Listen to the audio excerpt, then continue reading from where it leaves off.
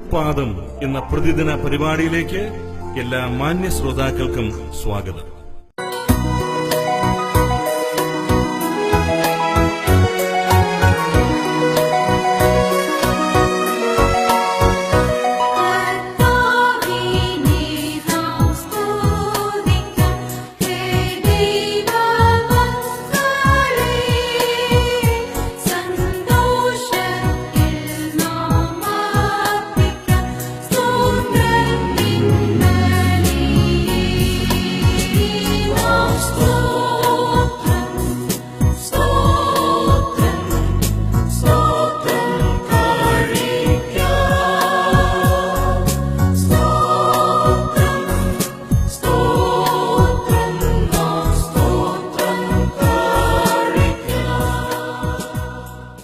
ഇന്ന് നമ്മോട് വചനം സംസാരിക്കുന്നത് സഹോദരൻ എസ് സഞ്ജീവി മാമല.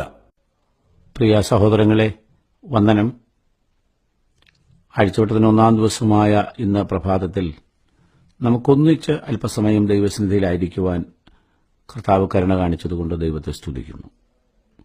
നാം ഇന്ന് ദൈവത്തെ ആരാധിക്കുവാനും ദൈവജന ഒന്നിച്ച് കർത്താവിനെ മഹത്വപ്പെടുത്തുവാനും തയ്യാറെടുക്കുകയാണല്ലോ.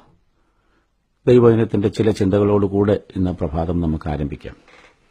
എബ്രായർക്കെഴുതിയ ലേഖനം 2-ാം അധ്യായത്തിന്റെ 14-ാം വാക്യം നാം വായിക്കുന്നു. മക്കൾ ജഡരക്തങ്ങളോടുകൂടിയവർ ആകൊണ്ട് അവനും അവരെപ്പോലെ ജഡരക്തങ്ങളോടുകൂടിയവനായി മരണത്തിന്റെ അധികാരിയായ പിശാചനെ തന്റെ മരണത്താൽ നീക്കി ജീവപര്യന്തം മരണഭീതിയിൽ അടിമകളായിരുന്നവരെയൊക്കെയും വിടുവിച്ചു. എബ്രായർ 2-ാം അധ്യായം അതിന്റെ 14-15 വാക്യങ്ങളാണ് നാം വായിച്ചത്. ഇന്ന് രാവിലെ കർത്താവായ യേശുക്രിസ്തുവിന്റെ ക്രൂശുമരണത്തെ ഓർക്കുവാനായിട്ട്, കർത്താവായ യേശുവിന്റെ ക്രൂശുമരണത്തെ പ്രസ്താവിക്കുവാനായിട്ട് തയ്യാറാകുന്ന നമ്മെ സംബന്ധിച്ച് നമുക്ക് ഈ ചിന്തയോടുകൂടെ നമുക്ക് ദൈവസന്നിധിയിലായിരിക്കാം. ഇവിടെ നാം വായിച്ചത് നമ്മുടെ കർത്താവ് നമ്മെപ്പോലെ ജഡരക്തങ്ങളോട് കൂടിയവനായതിന്റെ പ്രത്യേകതയാണ്. അഥവാ നമ്മെ വീണ്ടെടുക്കേണ്ടതിന്, നമ്മെ രക്ഷിക്കേണ്ടതിന്, നമ്മെ വിടുവിക്കേണ്ടതിന്, മരണഭീതിയിലായിരുന്ന നമ്മെ രക്ഷിക്കേണ്ടതിന്, പാപത്തിന്റെ ഫലമായി നാം അനുഭവിക്കേണ്ടിയിരുന്ന മരണത്തിൽ നിന്ന് നമ്മെ വിടുവിക്കേണ്ടതിനു വേണ്ടി ദൈവപുത്രൻ ലോകത്തിലേക്ക് കടന്നു വന്നതാണ് ഇവിടുത്തെ വിഷയം. ജഡരക്തങ്ങളോട് കൂടിയവരായി ഇവിടെ ജീവിച്ച നമ്മെ വീണ്ടെടുക്കുവാൻ ജഡരക്തങ്ങളോട് കൂടിയവനായി നമ്മുടെ കർത്താവ് ലോകത്തിലേക്ക് വന്നു. അവിടുന്ന് സാക്ഷാൽ ദൈവമായിരുന്നു. ഫിലിപ്പി ലേഖനത്തിൽ പറയുന്നത് പോലെ അവൻ ദൈവരൂപത്തിലിരിക്കെ ദൈവത്തോടുള്ള സമത്വം മുറുകെ പിടിച്ചുകൊള്ളണമെന്ന് വിചാരിക്കാതെ ദാസരൂപമെടുത്തു വേഷത്തിൽ മനുഷ്യനായി തീർന്നു. എന്തിനാണ്? നമ്മെ വീണ്ടെടുക്കുവാൻ, പാപത്തിൽ നിന്ന് നമ്മെ രക്ഷിക്കുവാൻ, നമ്മുടെ പാപത്തിന് മറുവിലയായി തീരുവാൻ, പാപത്തിന്റെ ഫലമായി നമ്മൾ അനുഭവിക്കേണ്ടുന്ന മരണത്തിന്റെ ഭയം, ആ മരണഭീതിയിൽ നിന്ന് നമ്മെ വിടുവിക്കുവാൻ അവിടുന്ന് ലോകത്തിലേക്ക് വന്നു. മരണത്താൽ നമ്മെ വിടുവിച്ചു. തന്റെ മരണം കൊണ്ട് നമ്മുടെ മരണത്തെ നീക്കി. പാപത്തിലായിരുന്ന നമ്മെ, പാപത്തിന്റെ ഫലമായി നാം അനുഭവിക്കേണ്ടിയിരുന്ന നിത്യശിക്ഷാവധിയിൽ നിന്നും നമ്മെ വിടുവിക്കേണ്ടതിന്, ആ നിത്യമായ നരകത്തെക്കുറിച്ചുള്ള ഭയത്താൽ ഭയഭകലരായി ഇവിടെ ജീവിച്ചിരുന്ന നമ്മെ വീണ്ടെടുക്കുവാൻ അവിടുന്ന് നമ്മെപ്പോലെ ഈ ലോകത്തിലേക്ക് വന്നു. പത്രോസ് അപ്പോസ്തലൻ എഴുതുമ്പോൾ അവിടുന്ന് ജഡത്തിൽ മരണശിക്ഷ ഏൽക്കുകയും എന്നൊരു പ്രയോഗം നാം കാണുന്നുണ്ട്. അഥവാ നാം അനുഭവിക്കേണ്ടിയിരുന്ന എല്ലാ ശിക്ഷയും ദൈവം തന്റെ പുത്രന്റെ മേലേൽപ്പിച്ചു എന്നാണ് അതുകൊണ്ട് അർത്ഥമാക്കുന്നത്. നാം അനുഭവിക്കേണ്ടിരുന്ന ന്യായവിധി ദൈവം തന്റെ പുത്രന്റെ മേലേൽപ്പിച്ചു. നാം അനുഭവിക്കേണ്ടിയിരുന്ന ന്യായവിധി ദൈവപുത്രൻ സ്വയം ഏറ്റെടുത്തു. അതിനുവേണ്ടി അവിടുന്ന് നമ്മോട് സാദൃശ്യനായിട്ട് ജഡരക്തങ്ങളോട് കൂടിയവനായിട്ട് മാറി. നമ്മെ സ്നേഹിക്കുമ്പോൾ അവിടത്തേക്ക് മറ്റു വഴികളൊന്നുമില്ല. ദൂതന്മാരെ അയക്കുകയോ മറ്റെന്തെങ്കിലും പോംവഴി തേടുകയോ അല്ല ദൈവം ചെയ്തത്.